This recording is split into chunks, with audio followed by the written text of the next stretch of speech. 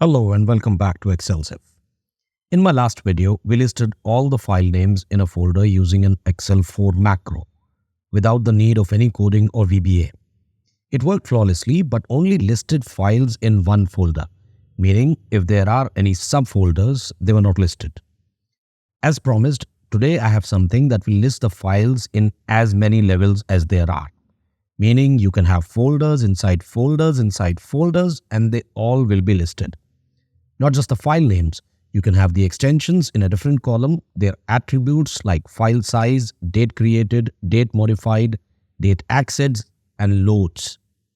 And the best part, no coding, no VBA, and also no macros are required. So this is my folder, same like the last time, only I have created folders inside to sort all the files in their respective categories. So I have Excel files in this folder, images in this one, videos in this, and in the PDF folder, I have created subfolders, which also have folders inside of them. So all in all, there are about 4 levels of folder. In our main folder, I have left some files so we can make sure that it works from level 1 all the way to level 4. On to the methodology. Most of you have already used this tool but for different purposes. What is it? Drum roll please. It's Power Query. It's right inside Excel, well for most of us, and you might have used it for other purposes already. But this is quite sufficient for our job today.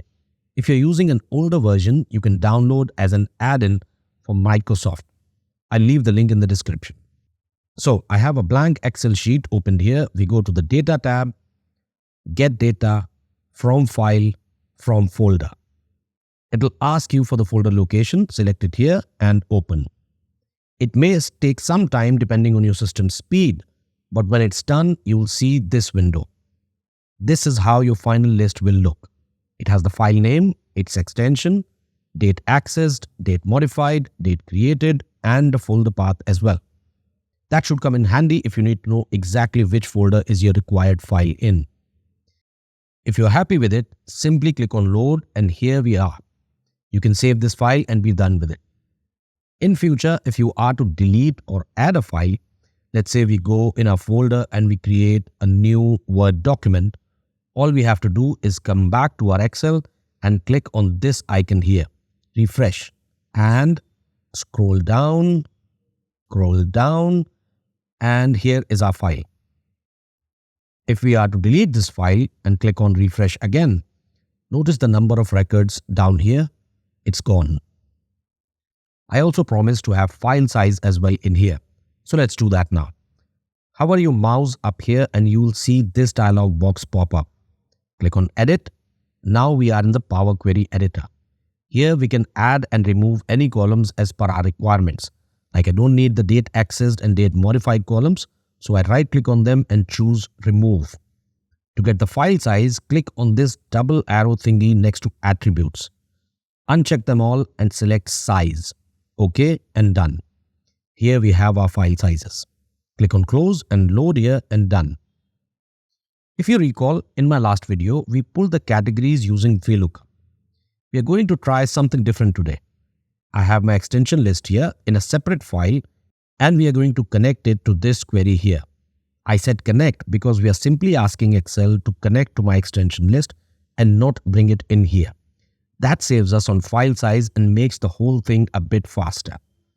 So go back to Data tab, click on Get Data, File, and this time choose Excel Workbook.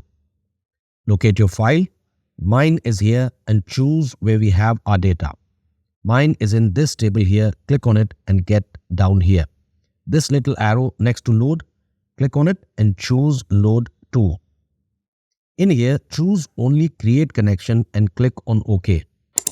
And you will see our file is connected but not loaded in this file, which is exactly what we need. Go to the Query tab up top, click on Merge. You'll see 2 boxes. The first one is our file list from the folder and the second one is blank. Click on this drop down here and choose List from here and you will have its columns come up. In VLOOKUP, we use a lookup array to be found in another sheet. We are going to do the same here, only we don't have to use any formula and it works a lot faster than VLOOKUP. First, click on the column that says extension on the top, this one. Now click on the column that has the same in the second column, which is incidentally the same name, extensions. And the moment you do that, we have a notification here that says the selection matches 312 of 312 rows from the first table, meaning it's done. Click on OK and we are back in Power Query Editor with this new column titled List 1. Click on the double arrow to choose the columns like we did last time and choose the category column because that's the one we want. Now click on Close and Load, and here we have our complete list with the categories. Easy, right?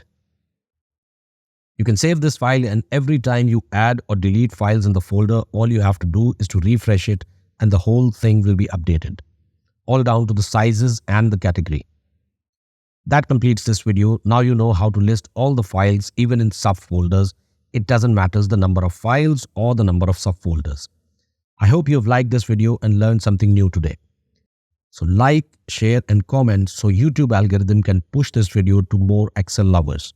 I'll see you in the next one. Until then, happy spreadsheeting.